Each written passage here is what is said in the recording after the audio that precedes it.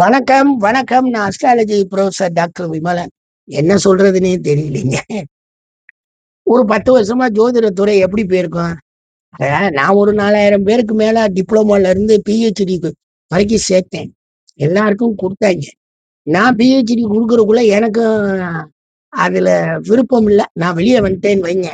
நமக்கு பல பிரச்சனைகள் அந்த நேரத்துல. சில நிர்வாக பிரச்சனைகள்லாம் வந்துச்சு. நமக்கு வேணாம். 2வது எனக்கு பிஏ, பிஎஸ்சிக்கு ஆள் இல்ல. நம்ம போய் இதை எப்படி கண்டினியூ பண்றது? வெறும் எம்ஏவை நடத்திக்கிட்டு காசு வாங்கி பையில போட்டுக்கிட்டு வேண்டாம்னு வந்தாச்சுன்னு வைங்க. அது என்ன நடந்திருக்கு அப்படின்னா, யாராவது ஒரு ஸ்டூடெண்டாவது எதையாவது ஒண்ணு சொல்றாங்கன்னா எல்லாரும் என் கொள்கையை பின்பற்றுறாங்கன்னு சொல்றாங்களே தவிர ஜோதிடத்தை மேற்கொண்டு மேற்கொண்டு படிச்சோம். அந்த படிச்சு அந்த விவரங்களை மக்களுக்கு சொல்றோம் அப்படின்னு சொல்லி ஒரு ஸ்டூடெண்ட் கூட வரல. ஒரு 3 பேர் வந்திருக்காங்க. 3 பேர் இருக்காங்க. அறிவானந்த ஒருத்தர் இருக்காரு. அப்புறம் இன்னொருத்தர் 2 பேர் இருக்காங்க. இந்த ராமூர்த்தி கூட இப்ப பேச ஆரம்பிச்சிருக்காப்ல.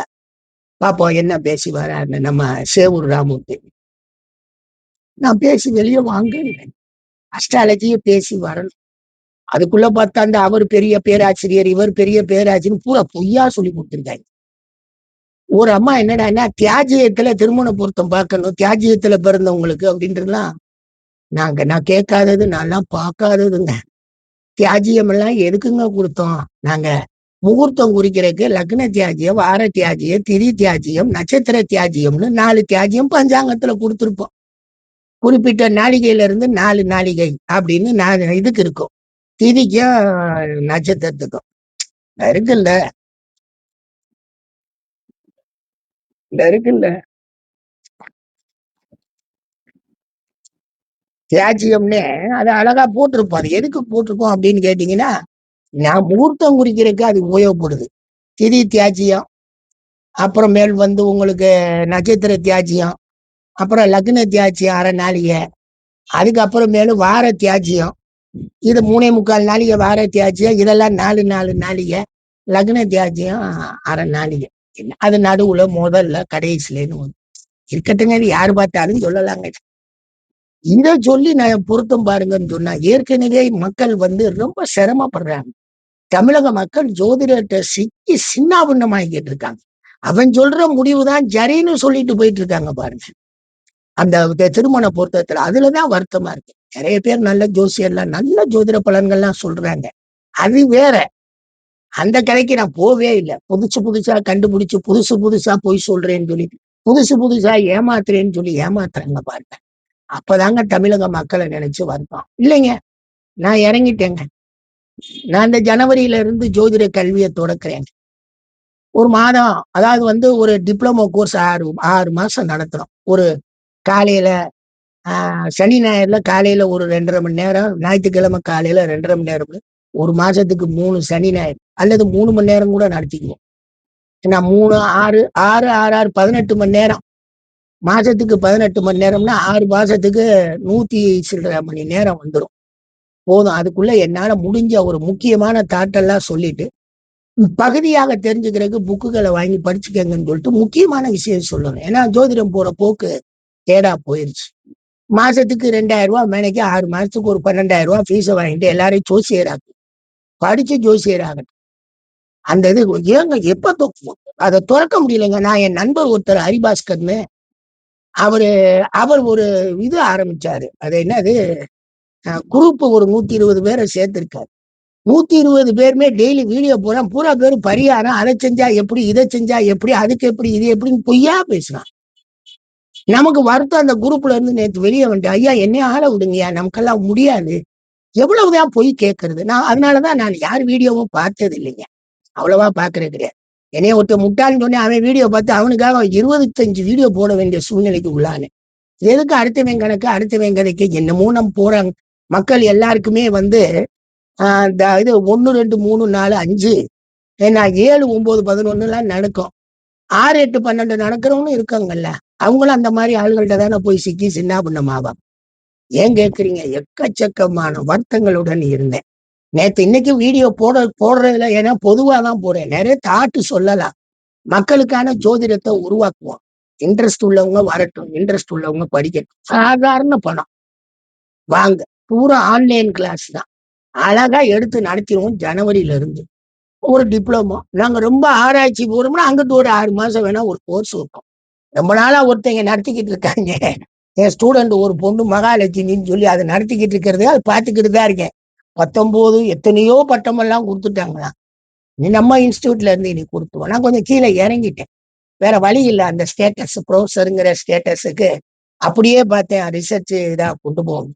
யாருமே வெளியே வரமாட்டேங்கிறாங்க. யாருமே வந்து உருப்படியா பேசவும் மாட்டேங்கிறாங்க. அப்ப அவங்களுடைய ஈடுபாடு, அவங்களுக்கு வந்து அறிவு இருக்கு, தெளிவு இருக்கே தவிர மாணவர்களுக்கு ஈடுபாடு குறைவா இருக்கு.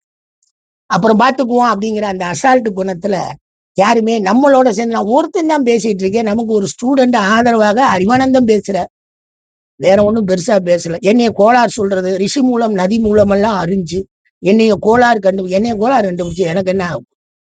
நான் செட்டில்டு பர்சனாலிட்டி, அழகா உட்கார்ந்து இந்த தமிழக ஜோதிடத்தினுடைய பல்கலைக்கழக வரலாறுல என் பேர் தான். அதுக்கப்புறம் தான் மத்தன பேர்லாம்.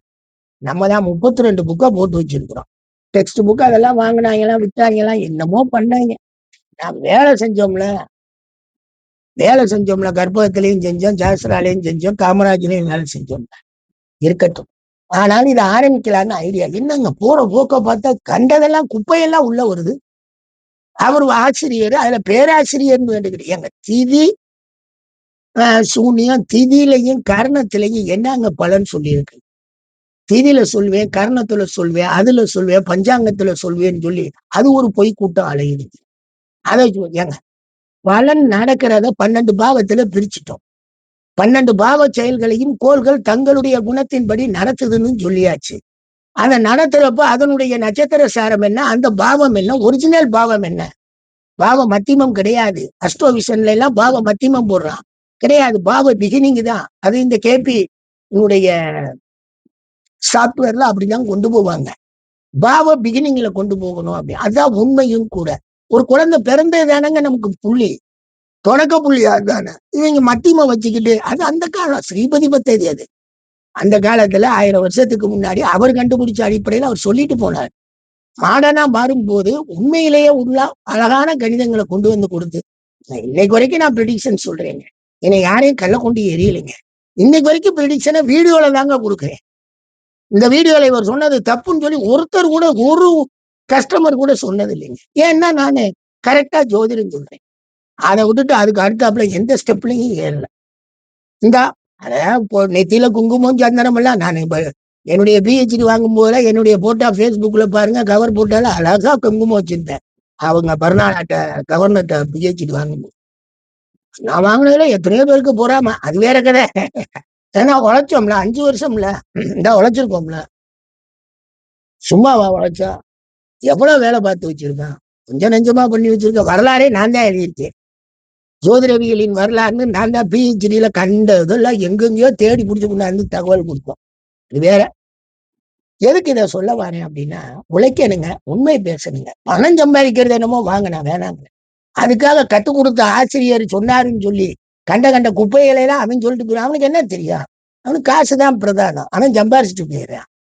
இங்க பூராமே பூரா இதுக்கு ஸ்டூடெண்ட்டுக்கு பூரா அதே பேத்தனமா அலையுதுங்க போல இருக்கு.